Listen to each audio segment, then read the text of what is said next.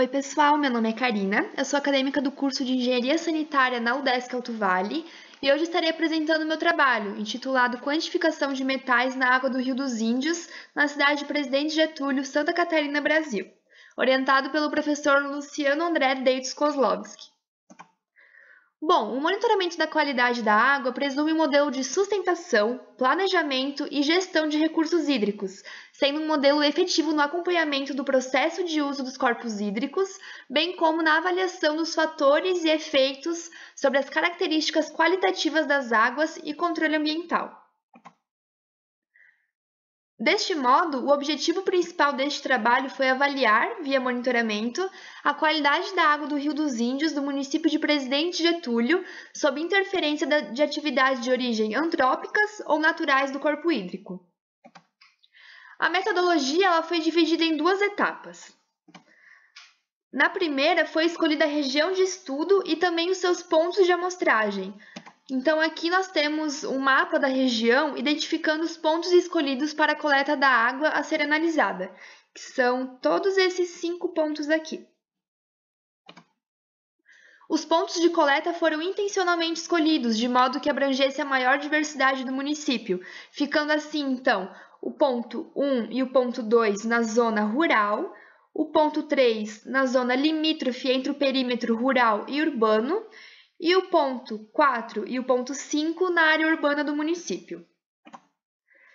Na etapa 2 foi realizada a amostragem e as análises de metais.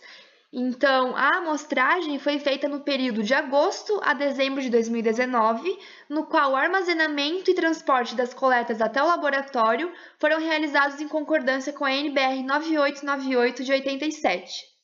E foram analisados 15 metais, conforme a metodologia Standard Methods da Associação Americana de Saúde Pública. Os metais analisados foram o alumínio, manganês, antimônio, arsênio, cádmio, chumbo, cobalto, cromo, estrôncio, ferro, molibdênio, prata, tálio, vanádio e o zinco. Bom, aqui nós temos a tabela das concentrações de metais analisados para todas as coletas feitas, em que são mostrados apenas os metais que foram detectados na leitura em laboratório, visto que se a gente trouxesse os 15 metais, a tabela ia ficar muito poluída. A tabela traz também essa coluna aqui, que é o valor máximo permitido, que ele é conforme a resolução 357 do CONAMA, no qual será o índice para enquadrar se o metal apresenta valores permitidos na legislação. O estrôncio ele não é verificado na legislação, mas ele será discutido pelo fato de ter sido detectado aqui na coleta de setembro, aqui. Se for analisar, então, apenas o zinco está abaixo do valor permitido na resolução 357, então todos os outros metais serão discutidos nessa apresentação. Bom, analisando o alumínio, podemos perceber que os menores valores encontram-se próximo à nascente do rio, o qual sugere que o aumento da sua concentração se dá pela interferência industrial ao longo do corpo hídrico. No caso do manganês, apenas o P2 na primeira coleta se mostrou acima do permitido pelo CONAMA, e o estrôncio ele foi detectado apenas na segunda coleta, conforme eu tinha comentado anteriormente. Entretanto, a presença desses metais, em águas superficiais é muito comum, pois esses metais eles estão presentes com frequência nos materiais geológicos, ocorrendo naturalmente na água pelo desgaste e dissolução de rochas e minerais, além também da lixiviação de solos.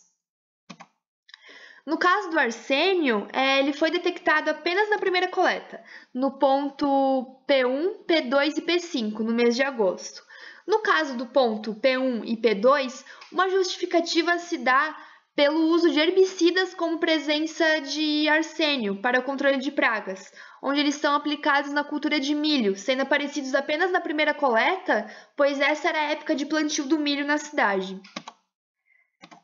Já o P5, a sua presença ela pode estar possivelmente relacionada às características do solo em torno do corpo hídrico, que ele geralmente tem muita presença de arsênio, o tipo de solo encontrado na região.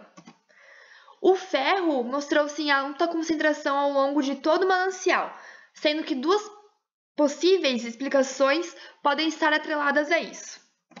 A primeira é que, pelo fato do ferro ter o mesmo comportamento que o manganês, estando presente nas propriedades do solo. Já a segunda se dá pela atividade industrial do setor metalúrgico e têxtil no curso do Rio dos Índios, aumentando assim as concentrações de ferro, que já foram analisadas também por outros autores. Sendo assim, conclui-se que estudos como este são de extrema importância para a gestão dos recursos hídricos, sendo que é a partir deles que os órgãos conseguem avaliar a quantidade das águas dos seus territórios, além de também determinar quais são as principais fontes de contaminação. Posto isso, fica nítido que a falta de gestão de efluentes gerados resulta em um impacto negativo a jusante do ponto de lançamento. Então, para a região hidrográfica do Rio dos Índios, torna-se imprescindível a otimização dos sistemas de tratamento, de efluentes, tanto domésticos como industriais, para que se tenha uma melhora em relação à qualidade da água do manancial. Bom, pessoal, o meu agradecimento vai para as instituições que permitiram a realização do presente projeto de pesquisa, ao professor Luciano pela oportunidade e orientação, e também aos bolsistas Eduardo e Natane, que são meus amigos, colegas de trabalho, que trabalharam comigo durante esses quase 2 anos, estudando e analisando o Rio dos Índios. Obrigada para quem acompanhou até aqui e até mais!